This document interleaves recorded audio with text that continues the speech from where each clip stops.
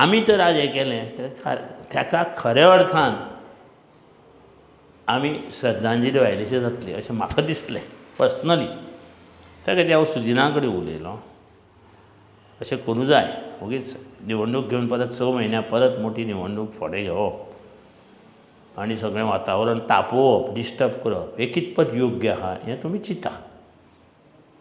कितें ना जाल्यार निवडणूक फुडें धुकळपाक जाता जाल्यार काय कितें तातूंत कितें लिगल मॅटर करूं जाता की ना तें करपाक जाता.